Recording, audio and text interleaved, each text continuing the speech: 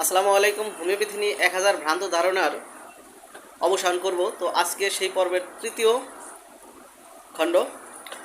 অনেকেই বলেন হোমিওপ্যাথি ওষুধ শুধু প্লাসিবো এফেক্ট, মানে মনোবল বৃদ্ধিতে কাজ করে, কিন্তু এর কোনো ঔষধি গুণ নেই। তো আমাদের শ্রদ্ধেয় ডক্টর হ্যানেমান স্যার বলেছেন আপনি নম্বর 1-এ, the physician's highest and only calling is to make the sick healthy to cure as it is called, মানে এটি সঠিক ও কার্যকরী চিকিৎসা শুধুই মানসিক সান্ত্বনা নয়। গবেষণায় দেখা গেছে হোমিওপ্যাথিক ওষুধ শিশু, পশু এবং এমনকি উদ্ভিদের ক্ষেত্রেও কাজ করে, যেখানে প্লাসেবো কাজ করার প্রশ্নই আসে না। কারণ পশু, শিশু, উদ্ভিদের এদের তো আর মন নেই যে আমরা মনোবল বৃদ্ধিতে কাজ করব। তো সেক্ষেত্রে আমাদের এই ধারণার তো অবশ্যই ভুল ধারণা ভাঙবে। কারণ আমরা অনেক সময় বুবা প্রাণী, তো শিশু, গরু, ছাগল, হাঁস, মুরগি এদের ক্ষেত্রে আমাদের হোমিও ওষুধ দুর্দান্ত কাজ করে।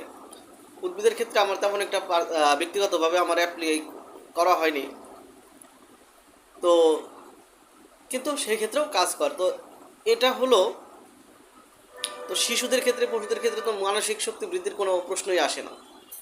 তো সহজভাবে বোঝা যায় যেহেতু এদের ক্ষেত্রে মনোবল বৃদ্ধিরও কোনো প্রশ্ন আসে না, তো এটা কোনো প্লাসিবো ইফেক্ট না, এটা সত্যি সত্যি কাজ করে। তো হোমিওপ্যাথিক রেমেডি হলো অত্যন্ত সূক্ষ্ম অথচ শক্তিশালী একটা শক্তি, যা দেহের ভিতরকার ভাইটাল ফোর্সকে উদ্দীপ্ত করে, রোগ নির্মূল করে। যেহেতু উদ্ভিদের ভিতর জীবন আছে, তার মানে এর ভাইটাল ফোর্স আছে, তো উদ্ভিদের ভিতরেও কাজ করা সম্ভব। আর প্লাসিবো ইফেক্ট হলো এটা বিশ্বাস ও মানসিক অবস্থার উপর ডিপেন্ড করে। কিন্তু হোমিওপ্যাথি কাজ করে রুব্রিক অনুযায়ী সুনির্দিষ্ট রেমেডি সিলেকশনের মাধ্যমে। তাই হোমিওপ্যাথি মানেই প্লাসিবো, এ কথাটা ভিত্তিহীন, একেবারে বিজ্ঞান বিরোধী একটা কথা। তো আপনার জ্ঞানই আপনার শক্তি।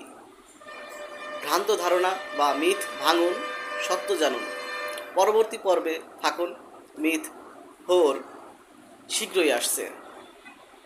আল্লাহ হাফেজ।